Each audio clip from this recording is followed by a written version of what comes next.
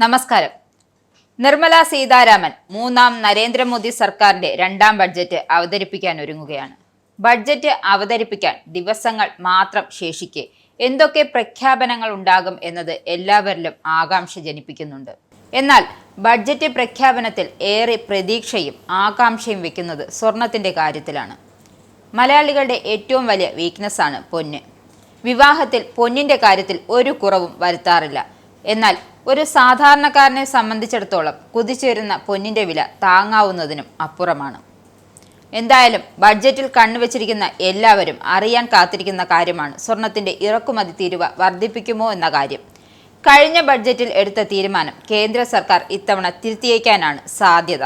ഇറക്കുമതി തീരുവ 15% നിന്നും 6% കുറയ്ക്കാനായിരുന്നു കഴിഞ്ഞ തവണ തീരുമാനിച്ചത്. ഇതോടെ സ്വർണത്തിന്റെ ഇറക്കുമതി വലിയ തോതിൽ കൂടുകയും രാജ്യത്തിന്റെ വ്യാപാര കമ്മി ഉയരുകയും ചെയ്തു.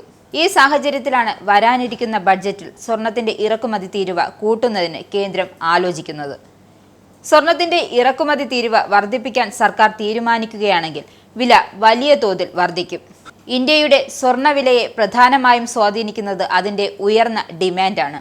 എന്നാൽ ഇന്ത്യ തങ്ങൾക്ക് ആവശ്യമുള്ള സ്വർണത്തിന്റെ വലിയ അളവും ഇറക്കുമതി ചെയ്യുകയാണ്. അതോടൊപ്പം തൽഫലമായി ഇന്ത്യയിലെ സ്വർണ്ണവിലയെ 3 പ്രധാന ഘടകങ്ങളാണ് നിർണ്ണയിക്കുന്നത്.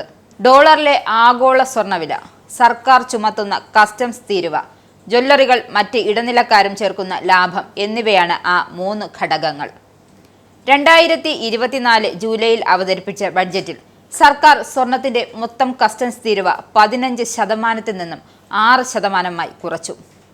2025 ബഡ്ജറ്റിൽ സർക്കാർ സ്വർണത്തിന്റെ കസ്റ്റംസ് തീരുവ 10% നിന്നും 15% അല്ലെങ്കിൽ 14% ഉയർത്താൻ വ്യവസായ മേഖല ഈ അധിക ചിലവ് ഉടനടി തന്നെ വിൽപ്പന വിലയിലേക്കും കൈമാറും. ഇത് രാജ്യത്തെ സ്വർണ്ണവില ഉയരാൻ ഇടയാക്കും.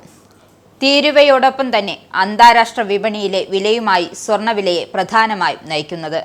ഏതെങ്കിലും സാഹചര്യത്തിൽ സർക്കാർ സ്വർണത്തിന്റെ കസ്റ്റംസ് ഡ്യൂട്ടി 6% നിന്നും 15% വർദ്ധിപ്പിക്കുകയാണെങ്കിൽ ബഡ്ജറ്റ് പ്രഖ്യാപനത്തിന് ശേഷം വളരെ കുറഞ്ഞ സമയത്തിനുള്ളിൽ തന്നെ സ്വർണ്ണവില 10 ഗ്രാമിന് 1 ലക്ഷം രൂപ വരെ ഉയർന്നേക്കാം. ഡ്യൂട്ടി മാറ്റമില്ലാതെ തുടരുകയാണെങ്കിൽ സ്വർണ്ണവില ഈ നിലയിലേക്ക് എത്താൻ ഏകദേശം 6 മാസം മുതൽ 1 വർഷം വരെ എടുത്തേക്കുമെന്നും, അതായത് 10 ഗ്രാമിന് 1 ലക്ഷം രൂപയാണ് വിലയെങ്കിൽ ഗ്രാം നിരക്ക് ഏകദേശം 10,000 രൂപയോളമായിരിക്കും. അതായത് പവന് 80,000 വരെയാകും.